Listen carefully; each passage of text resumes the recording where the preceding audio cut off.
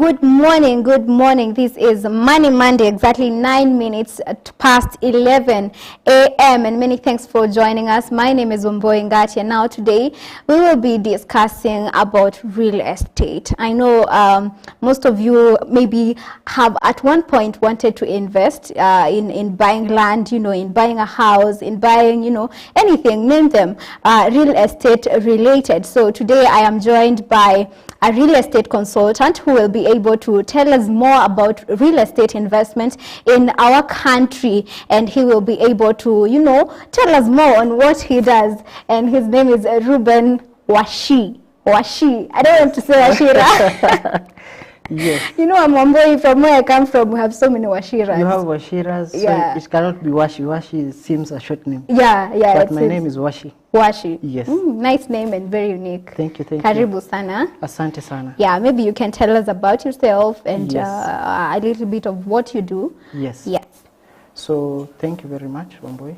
My name is Ruben Washi. I'm a real estate consultant. I'm a family man. I'm a community leader. I have a background in finance. I've worked in the accounting sector for over 5 years. I've worked in the real estate for slightly longer because I basically started real estate as a marketer back in, I was still in college in my second year.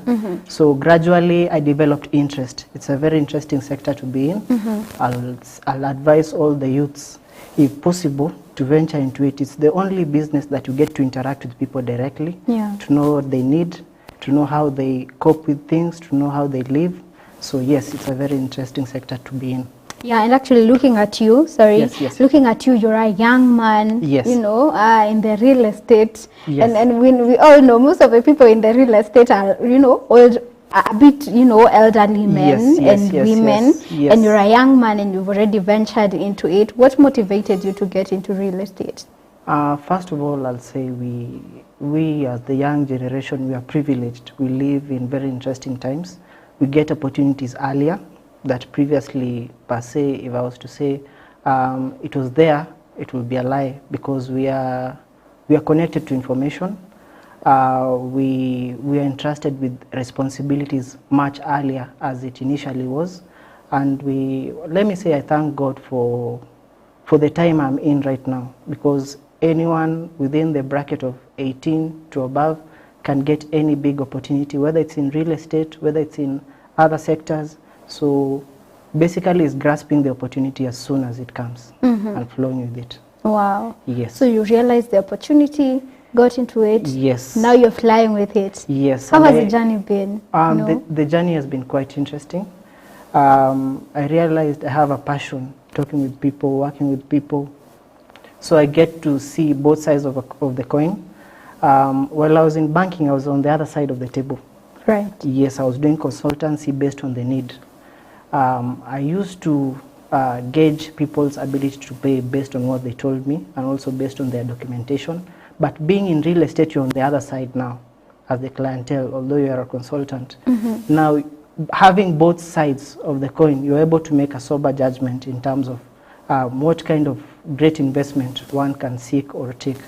And I think we as youths, we have very many opportunities to venture into different sectors, whether it's banking, whether it's real estate, because we have the time. Let me say we have the privilege of time. That's right. Yes. Wow. Yes. Now, getting into the real estate, take us through the process of, yes. First of all, it's everybody's dream yes. to own a home. Yes. Take us through the process of, buying a home. In this case, yes. I mean a house, a yes. residential house.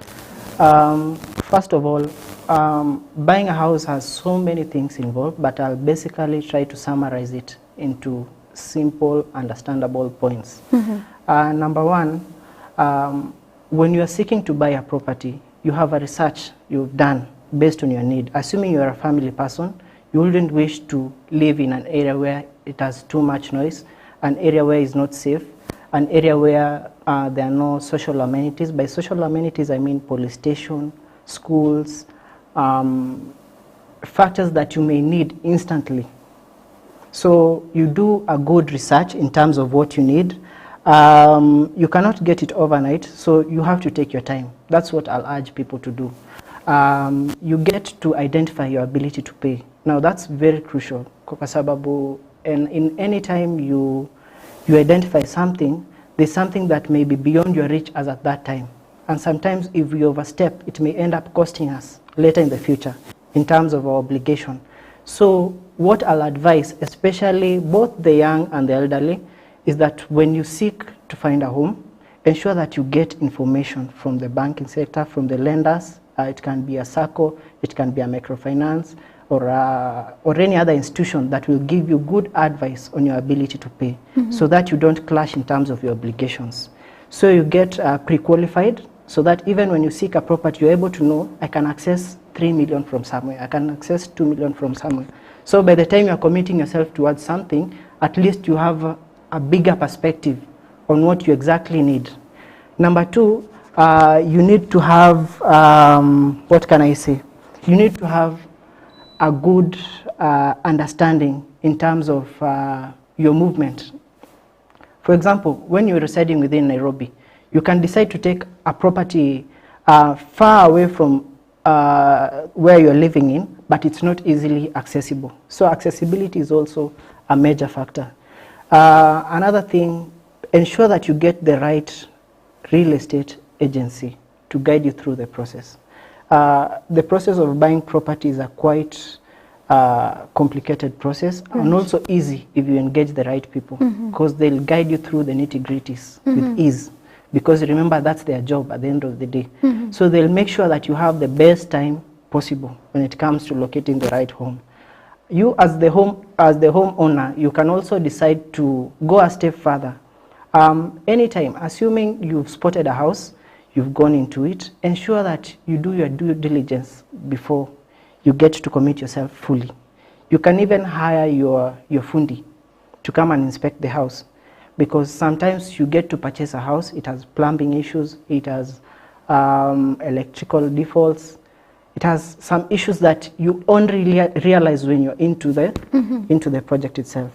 So you can take as many photos as possible, because I believe when you're searching for a home, you'll get to visit very many properties. That's right. So you can get to take photos, you can get to take videos, so that even when you get home, because you see at the end of the day, we also family men, you may decide then the other party decides otherwise. So it's good that you come to a consensus, because at the end of the day, it does not belong, it's a home, let me say. And they say the home is where the heart is.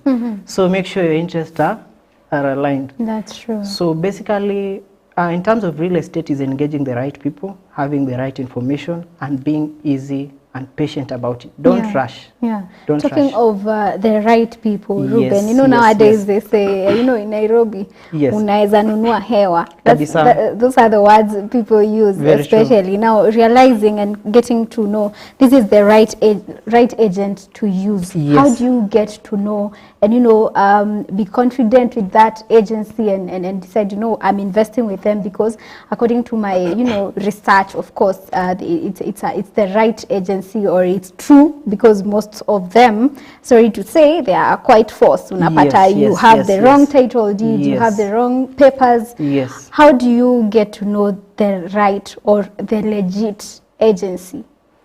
No. We live in a very enlightened era and a very information-filled era, whereby you can easily access information. The quick response is make sure you do research about the agency. Yeah. In case there is bad publicity, also seek to find out whether it's true. Get their reviews. If they don't have any reviews, walk into the office like a normal client. Yeah. Get to know them. At the end of the day, it's a home you are trying to acquire for the long term. It's not a home you are trying to acquire, then you vacate. So you need to ask as many questions as possible. So any organization or farm or real estate that allows you to ask as many questions as possible already is a good sign that they're transparent or willing enough to cooperate with you. When you decide to choose a real estate, this is what I'll highly advise. Number one, you need to know your need, because there's a reason that took you there. You need to be very precise in what you need. And if you're not quite sure, ensure that before you walk into any office, you consult somebody that will guide you based on exactly what you need within your capacity as a client. Because many are the times whereby we walk into an office and we are recommended for something that probably it's not within our need and not within our reach. So any real estate that guides you based on your need, not based on their sales, is the best firm to work with. All right. Yes. Well, so for those people who want to get into real estate, which is actually the right, as they choose the kind of, or rather the type of real estate property to venture into, yes. How do they get to identify them? And before then, maybe for somebody who is hearing this for the first time, you know, mostly when we hear about real estate, we just think about houses, land. So, and somebody is thinking, oh, you mean there are types of, you know, real estate properties? So maybe you can mention them and then tell us how you get to identify them and venture and rather invest in them. Yes. Now, basically, I can say there are 3 or 4 things. Number one, are you venturing in real estate for commercial business? Commercial business is renting. Are you looking forward to a space whereby you can build in the future and you rent out the space for an income? Number 2, are you looking for a space whereby you can cut your utilities, whereby you want to settle for yourself? You don't want to pay rent. You want to build a house that probably you'll stay in, or probably you'll give to a family member or something. Right. You have to understand whether the property you are getting is for manufacturing purpose. Based on our current laws, you cannot manufacture within a setup whereby it has a bigger residential population, because manufacturing has bigger risks. It undertakes a bigger voltage of power. So you need to have the necessary knowledge in terms of your investments, in terms of manufacturing. Another one, you can acquire property for sentimental value. Now, sentimental value is the value that you acquire property because it makes you feel good. You've always wanted to have a property in, let's say, Kajiado. You'd wish to own a ranch, a big ranch, let's say 100 acres, 200 acres, not necessarily because you're out to gain something, but you're out to fulfill that desire that you have of owning a ranch. So you need to identify whatever you need in between that scope, because whatever you identify with, it has very many factors to consider while venturing into it. So basically they need to have an understanding on what they truly need as a client. Yes. Well, so how do you get to identify, you know, as somebody who is, you know, having known the types? Yes. How do you choose, you know, maybe one has an advantage over the other? Yes. Now, what I can say, there are 2 ways of looking at it. There's one mistake most of the clients do, or the ordinary people do. That mistake generally is placing the commercial and the sentimental value in one page. It cannot be so. Let me give you a very good example. Anytime you are undertaking a property and you want it to be commercial, you need to have a property that will quickly generate your income to compensate for the money you've used to build the same unit. So you would rather have an expensive parcel for the commercial property that will generate a higher income rather than have a cheaper parcel that will generate a lower income.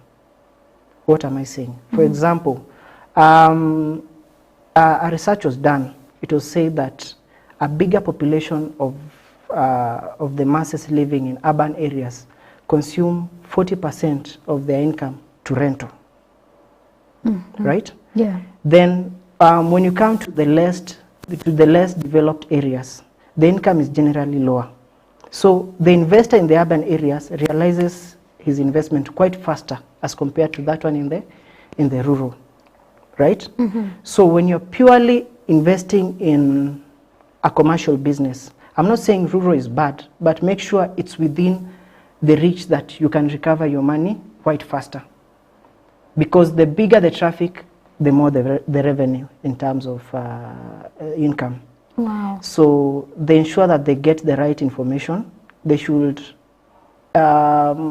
probably look at the bigger picture, not the picture just before them, so that they get to make a decision that is more informed that is stable, that is sustainable. Yes. Well, keep following this conversation on our social media platforms, Facebook, DigiTV Kenya, on YouTube, DigiTV Kenya, and on Twitter at DigiTVK. Before we go on a short commercial break, thank you so much for those of you who are following the conversation. And I can see a question here, Ruben. Somebody is asking, who pays the realtor's fees when it comes to buying a house? Because for them, they think it should be the seller. Yes, actually it's true. It needs to be the seller.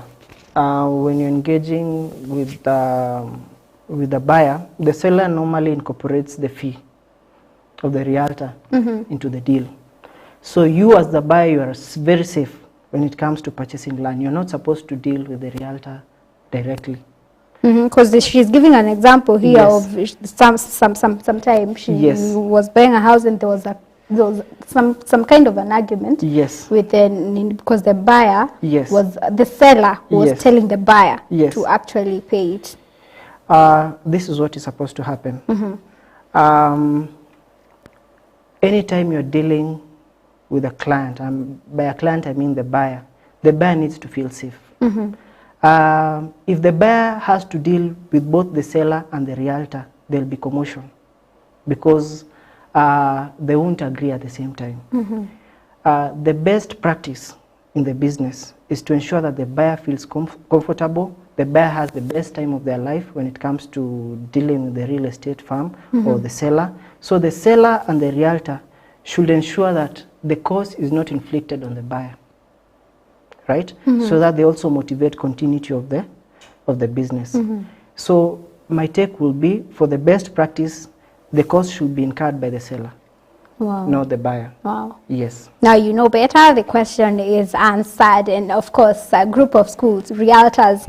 Now we'll be right back. We are taking a short commercial break. Keep engaging on our social media platforms: Facebook, DigiTV Kenya, on YouTube as well, and on Twitter at DigiTVKE. The SMS line is 0791 300 105. We'll be right back.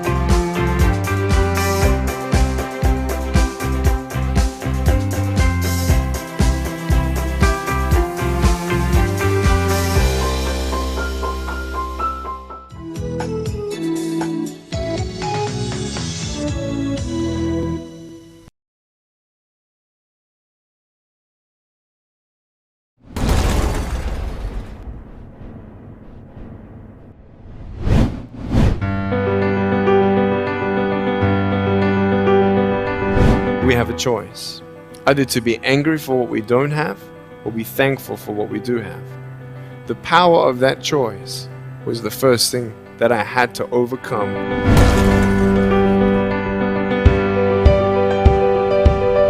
And someone that had walked the road a little bit longer than I had would stand on the platform and tell me that I was going to be an arrow that the Lord would shoot out.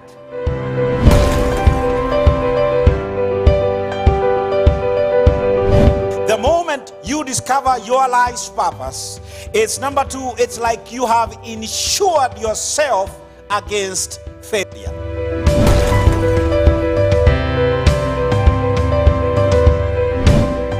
So if I asked you a question, what's happened in the world over the past few years that we've done that's shaped the rest of it?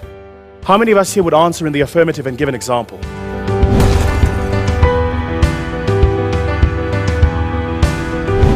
Even in the face of all that, I refuse to give up.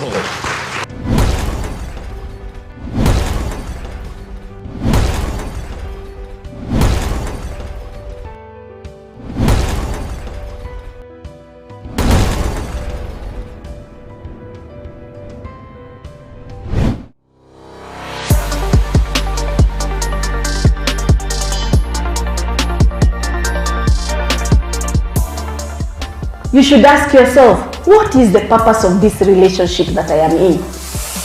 Man was made naturally and spiritually productive by God for a purpose. I have my blessing. I have my healing. I have my greatness. I have my power. And it's all inside of me in Christ.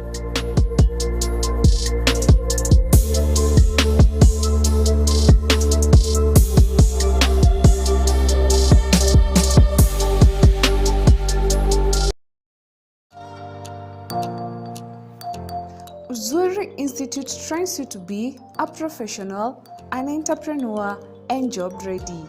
We offer quality, affordable education. Register for our current intake by calling us on 0723 560 867.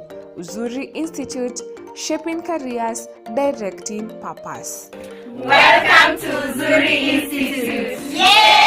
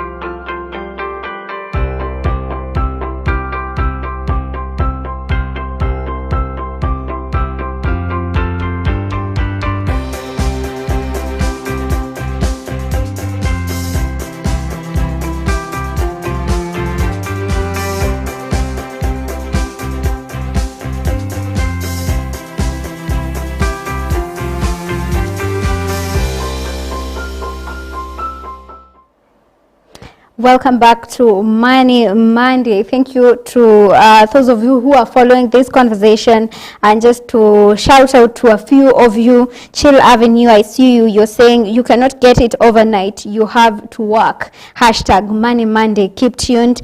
Lewis Mureithi, you're saying, I love this conversation. You're enlightening us on real estate business. Nancy Kuria, you're saying, hi guys, good conversation. Thank you so much. Na kuna mwingine hapa anasema on behalf of bedsitter guys learning something. Thank you so much for your conversations. Keep interacting with me on our social media handles: Facebook DigiTV Kenya, on YouTube DigiTV Kenya, on Twitter at DigiTVKE, and the SMS line is 0790300105. So Ruben, yes. On behalf of bedsitter guys.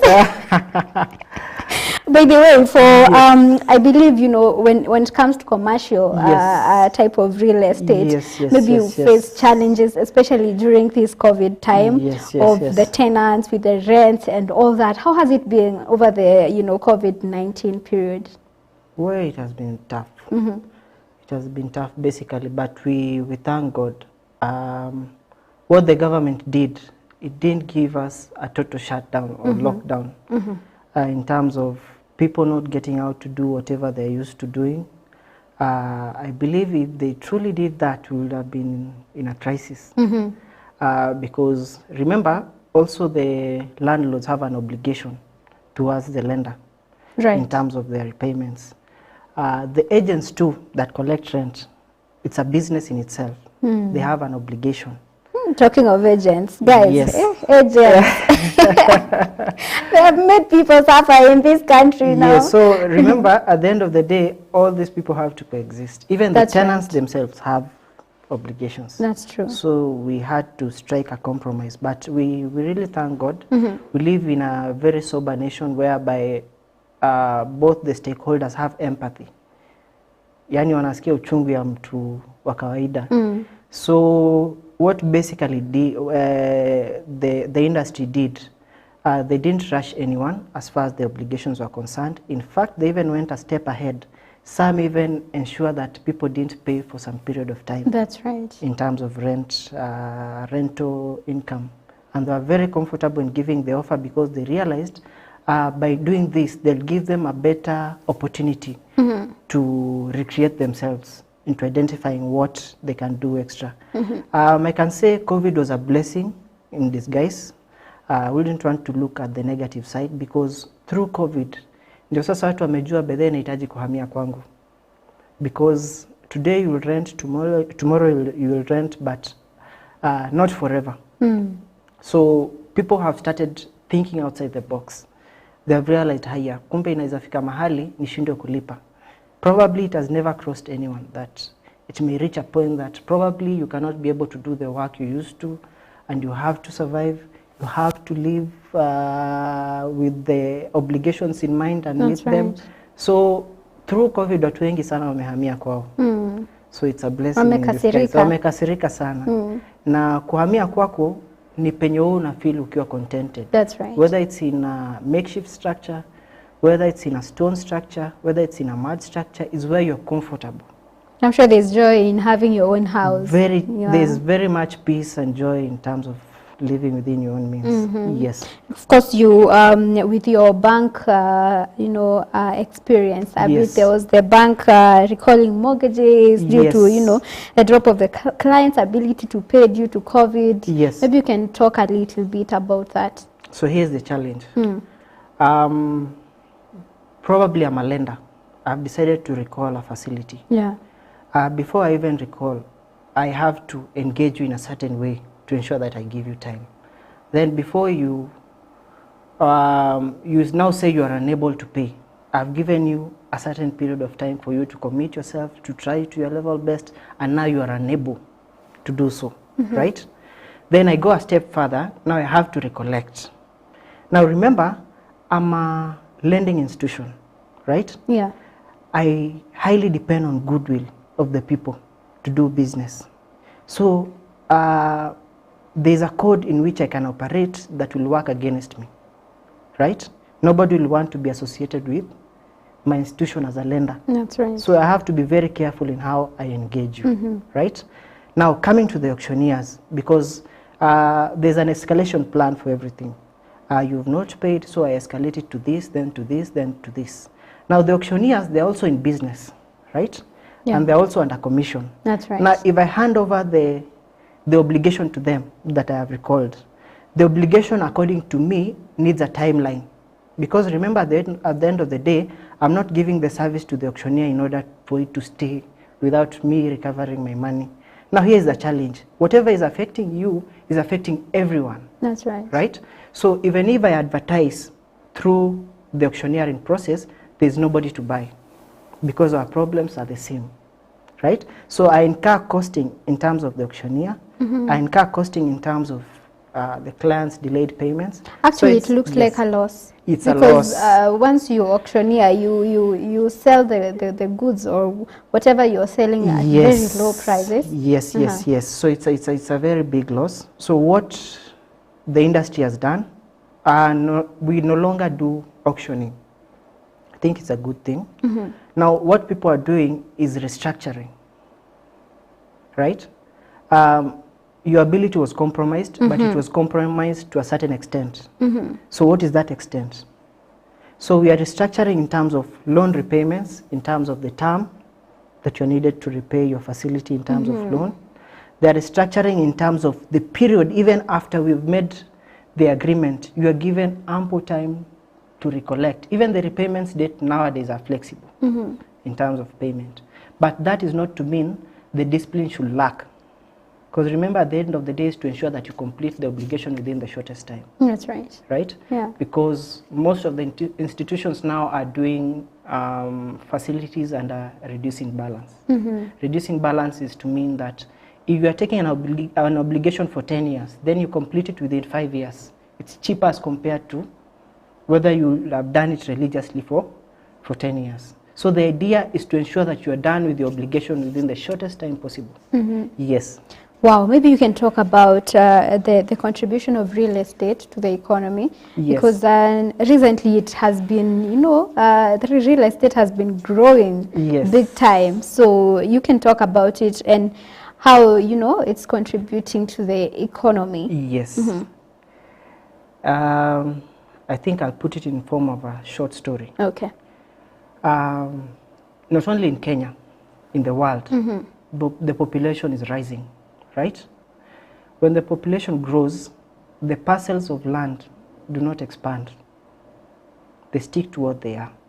Now it's upon any government to ensure that whoever is owning the land has proper utilization of the same land. Because this population has to settle somewhere, isn't it? Right? So, in terms of contribution of real estate to the economy, the government did a very great thing in 2017 December in terms of the affordable housing agenda in the Big Four, because the government realized that in some few decades or years to come, the population will be overwhelming. This population needs to settle down. Whoever is owning the pieces of lands need to identify better ways to utilize their land in order to accommodate more people. It's not necessarily that you grow broadly, you can grow upwards. That's right. Right? And that's what is highly encouraged. Even in terms of the government projects, now it's being structured upwards. In terms of the affordable units, upwards. Not vertically, horizontally. Reason being, the vertical aspect does not grow, but we can grow upwards. So the government pumped in at least 6.5 B in terms of ensuring that each and every Kenyan citizen will have an opportunity either to own a home or to afford an affordable housing unit.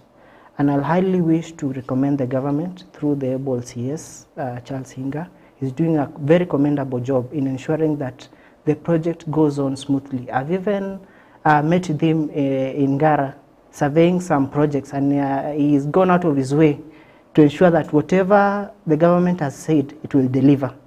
So I can say it's a step in the right direction. And for the youth, they say that it's the youth that guide the conversation, right? Yeah. The youth should be very supportive in terms of the affordable units conversation. Reason being, we are the ones to suffer, right? Yeah. Because in some few years to come, we'll no longer be youths. We'll be landlords. Probably tenants in another dimension, right? So if this conversation, we don't discuss it now, we cannot discuss it tomorrow because it will have escalated into something else, right? That's right. We'll have a situation whereby houses will be very expensive and it will be do or die. You'll have an income, but a bigger chunk of your income will go into rental. And I know nobody will wish that to happen. But if we do not encourage the conversation of affordable units to happen, it may end up affecting us. So we should be very supportive of it. So even the issue of the government trying to resettle the informal sector, by informal sector I mean the makeshift structures in Madare, the makeshift structures in Pangani, the makeshift structure in Ofafa. And I'm glad there's an aspirant who's very concerned about the same issue. Yeah, sure. Because we need to grow them vertically, horizontally, not vertically. We need to ensure that because the population grows, right? It doesn't mean because you live in a makeshift structure, your population is constant. It's confined within that space. Probably they'll multiply, right? They need to have structures that go upwards so that even if the population grows, they can grow within the set space. That's right. So the other thing the government is doing is to ensure they have a very proper and organized resettlement scheme such that if I've relocated you from your Mabati structure, I have a plan whereby you can wait for some period of time before you come in. And again, even if you come in, you need to come in based on your affordability. They should not again overwhelm you in terms of your obligation as a lender. They need to ensure that you're within your ability to pay. And I think that's a very sober way of looking at it. That's right. Yes. Wow. Talking of, you've talked about the government a lot, and Yes. it reminds me that affordable housing was one of the, big four agenda Yes. initiative. Yes. As a person who has been in the real estate, and dealing with the houses and all that, do you feel this has been achieved, completely or partly? What can you say about it? Right now there's a conversation going on, Yeah. Wamboi. The county government has decided that it needs to check the structural integrity of the houses. Reason being, the government has ensured that it has slowed down in terms of buildings. It wants to encourage people to build. So the policies hazijakaziwa sana, zimefunguliwa. Lakini sisi ni wale wa Kenya, tunapenda shortcuts. So wakiachilia policies kidogo, tungependa tusimamishe structure hata kama iko compliant within the shortest time. Now, this is what happens with shortcuts. Shortcuts, it may not affect you in the short term, but in the long term, remember the structural integrity is for the long term, right? So inafika mahali, structure population ikiwa kubwa sana iwezi support. So unakuta either structure ina lean ama inafanya nini. Yeah. So government imekuja ikarealize whatever we did is a good thing, but we need to check it. So right now there's a campaign going on that the NCA through the county is there to check the structural integrity of the houses, which is a good thing, both for the landlords, because I believe they'll want their house to be in order, right? For the lenders is good, because remember they're having the same security for their loans, right? Yeah, that's right. So they need to be sure this is a safe place to invest in. So it's a good place to look into. And again, these properties contribute land rates. The rental income nowadays is taxed, right? Yeah. Among other things. Because when you develop an area, you're creating more traffic. So more income in that area. So it's a good thing. Yeah, I think Yes. it's very important for a campaign because we have so many buildings collapsing Yes, nowadays. yes. Sometimes you just wonder, there are buildings which were built, 50 years ago, Yes. 60 years ago, and they're still there. They're still intact. And buildings that were just built the other day, maybe 2 years, Yes. 3 years, they're now collapsing, Yes, which is yes. very important. Yes. Now, where do you see this industry in the next few years to come? There's a bright future in this industry. Again, the youth currently are getting opportunities faster. So it means they are getting access to money faster. Our youths are very open-minded. They do not like clustering in one area. So they like to venture into other areas, probably that are growing. For example, right now, if I want to buy a home, I'll probably look for an area that is developing, not a developed one, because a developed one is very expensive. That's right. An area that is developing. And how do you know an area that is developing? Right now, through devolution, most of the counties are ensuring that access roads are everywhere.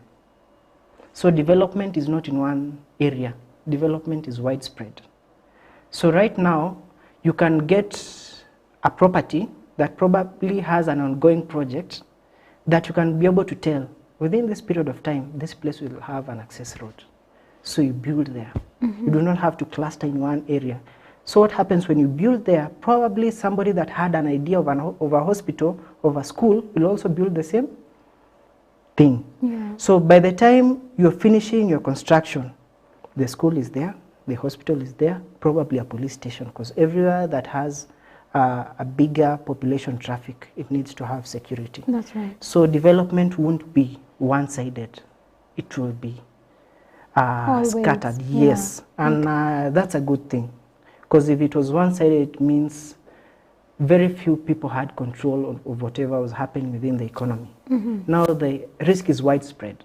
Yes. Wow. As much as you are talking about, I like the way you are insisting on the youth and all that, because it's the future belongs to us, you know. And most of the time, the youths don't want to wait, because I can imagine there are people who come to your agency, buy land, pay a deposit, and then they will probably finish paying the land in 2 years. Or not. Right? Or even 3 years, right? Yes, yes, so yes. the patience. Yes. The patience is what most of the youths are lacking, you know. Yes. They just want it to come instant. Like if I Yes. can't buy it now, Yes. you know, I leave it, or maybe postpone and decide, you know what, Yes. I'll buy when I have cash. Maybe Yes. what would you tell such people? This is what I'll say. I'll give 2 scenarios.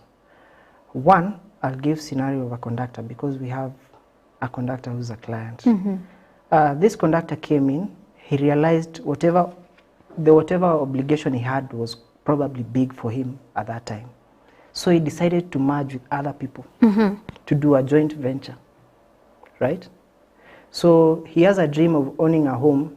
So he decided to mobilize his resources plus others with the same interest, because they all wanted to own a home. Now they said, we are 5 of us, we need to acquire a parcel of land here. We need to have a very flexible repayment term, because in a day we can collect up to 1,500. So we can only commit 500, an example of our income. Right. Because remember, at the end of the day, there's something the youths need to understand. You can only be able to commit legally 25% of your gross income. That is to mean you have the rest 75% to meet your household needs, to meet your obligations in terms of loans, and in case of any unforeseen calamity, the 75% will suffice. Yeah. Now this is the challenge, Wamboi, that has been happening. When we get jobs, especially the bigger paying jobs, we are very quick to commit our payments into bigger mortgages, but we are not guaranteed of the jobs tomorrow. So what happens to us? Either we are being recalled, or we completely fail to meet our obligation in terms of whatever we had in terms of property, right? That's why it's very hard to find a young person with a good credit score, right? And that can be a challenge when it comes to getting people to trust you with a long-term obligation. And even if they trust you, the interest will be higher, because your risk is higher as far as they are concerned. Wow. So the youth should be very consistent in terms of saving, because the only way you can grow is through sacrifice or saving. That's true. Through saving, having the right information on whatever you need, because again, most of the youths have access to resources, but they do not have statements to prove that they have access to resources. I don't know if it's making sense. Yeah, you need to be able to document your ability to pay, right? For example, you're doing farming, you're handling up to 100 to 200,000 in a day. You need to show it through your bank statements, or through your SACCO statements, or through your microfinance statements, in order to be trusted as a good borrower or lender, right? If you don't do that, if you are strictly handling cash, whatever you're saying to that lender when you meet them is a story, because you cannot be able to back up with tangible facts. That's right. So the youth should have the right information in order to access good mortgage facilities. They need to be very consistent and disciplined in terms of the path they choose to take. Yes. Wow. Yes. So what you're saying is, whichever hassle, yeah, just to use the word hassle, Yes. you are in, make sure you document. Make sure you document money. that money. Because at the end of the day, if you don't document, number one, it's very risky even for you. You cannot be able to convince anyone in terms of lenders that you have that ability, or you're accessing such and such kind of a resource without any tangible evidence. So it's a good thing that the youths get to understand the importance of banking. And by banking, I don't necessarily mean the banking lenders. I mean the SACCO, microfinance, any, but they should have a record that proves they're depositing something. Yes. Wow, that way you guys will be able to trust them. Yes, yes, yes. It will be very easy to get trust, because remember, whatever you're submitting is not only for my consumption, but also for the consumption of and approval of another party. That's right. Right? So it will be easier for you to sail through with this kind of information. And again, I think still on that issue on credit score, luckily, the bad report disappears. That's a good thing. But fortunately or unfortunately, it disappears within 7 years, right? So I believe within 7 years, probably you won't be a youth. That's right. That opportunity would have passed. And if probably it was due to bankruptcy, it disappears after 10 years. Wow. Yes. So it's good to keep good records. Yeah, I'll heavily emphasize on good credit scores. Wow. Thank you so much Thank for you. coming. I believe people have been enlightened over here on social media. I may not be able to read all of your comments, but shout out to all of you guys who have joined. Hey, I see somebody here. Maybe you can answer to this. Yes, I bank all my money, but it's so hard for these banks to give you a loan so that you can invest in something. Good. No, now what I'll say, there are two ways of doing things.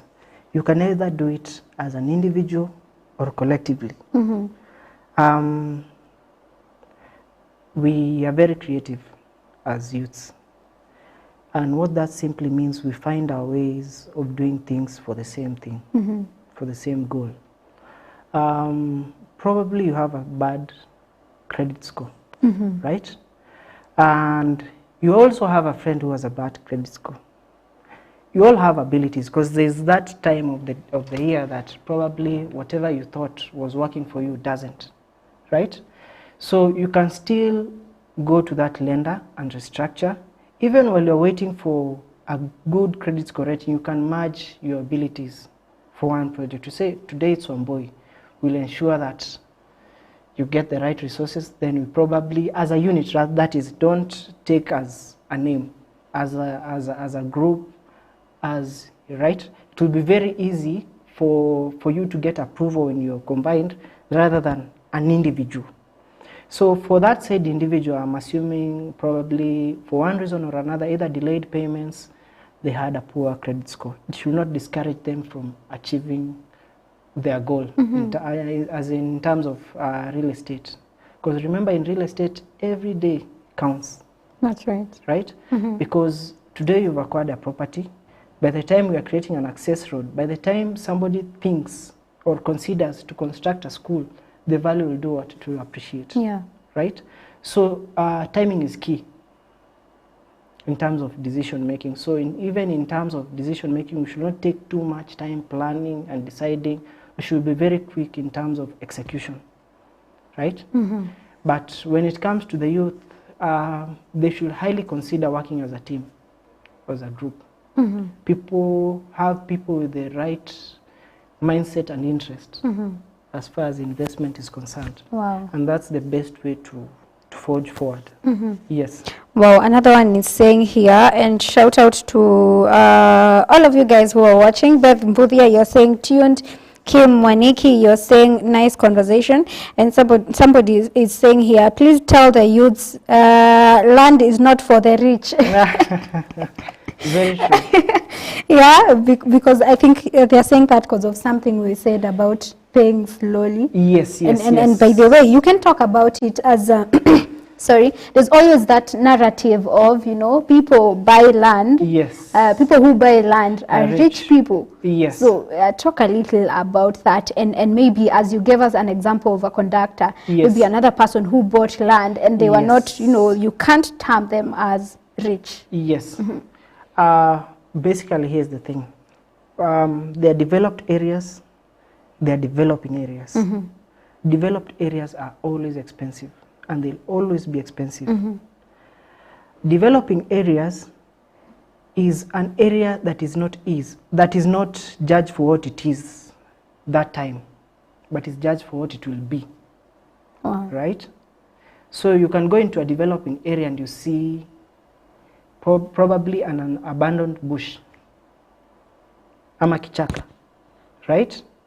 The same area, if you are traced to that location, upeleke huko tena in some few months to come, it's not the same area. Right. Sababu hiyo bush imeclear, sasa kuna vitu zingine, sasa hiyo area huwezi nunua tena. Why? Kwa sababu there's somebody who saw the need before you saw it. So for us as youths, kwa sababu sisi pia ndio tunaenda kuonesha hawa wazee hizi mashamba. Tuhakishe pia sisi tunajinyakulia, especially hizo developed, kwa sababu the prices are normally lower, right? Because there is no activity going on. But mara nyingi sisi ndio tunakuanga kwa ground, tunakuanga tukijua chief alituambia hii area itatengenezwa access road, hii area itatengenezwa. Usiende ile yenye imeshatengenezwa. Shikana na vijana wadogo uende ufanye nini? Right? Now, what I am saying, we are a very empathetic nation, because even the sellers, they give you time to offset your payments. Unaweza hata wapea deposit na mnapelekana polepole tu, bila stress. That is to mean opportunity haitaenda. Mnashikana a group of people, and you get to buy the land. So land si ya matajiri, ni the right mindset to focus na strategy. Wow, thank you so much. I wish you would go on with this conversation, but my director, najua saa hizi yako like we should be done, because there are other programs ahead of us. But thank you so much for joining us.